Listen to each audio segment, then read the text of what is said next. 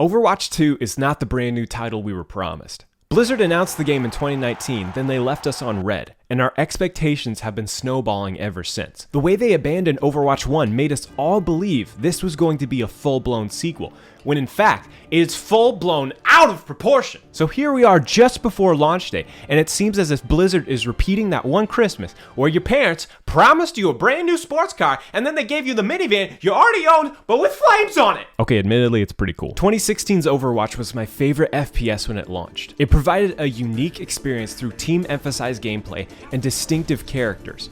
But as most of us know, the game fell into a stagnant state.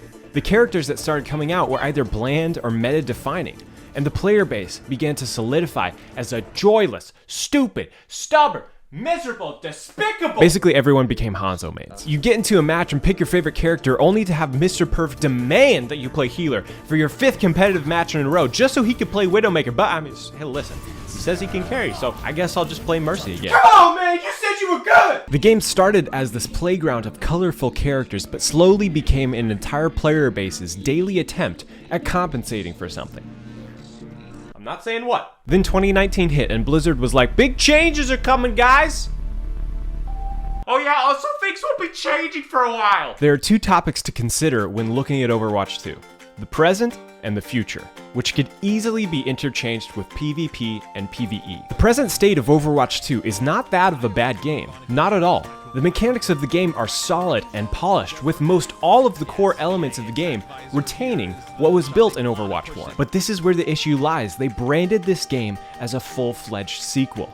It reminds me of the time when my friend broke up with his girlfriend Melissa, and then called me the next week and was like, hey Bumbo, I got a new girlfriend. And I was all like, oh, what's her name? Melissa. What? Whoa, calm down, my dude. I was gonna say Melissa too. Overwatch 1 launched in 2016 with a roster of 21 characters, and in the 3.5 years post-launch, they released 11 more.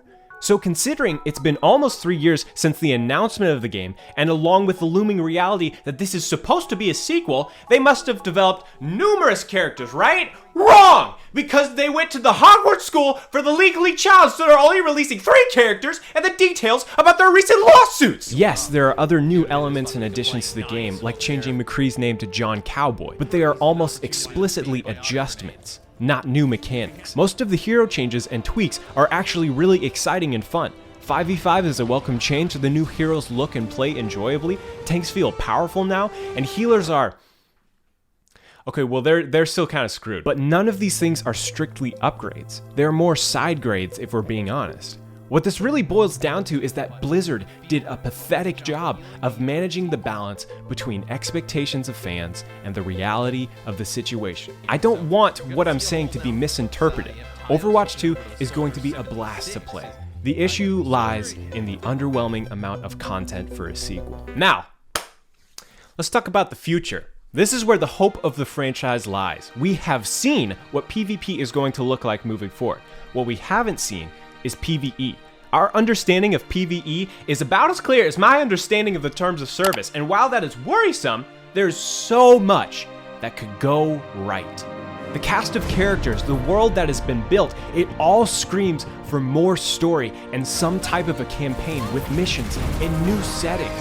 Thinking about the potential of a fleshed out story with these characters is galvanizing, and you know I'm excited when I start using big words. I think I just peed a little.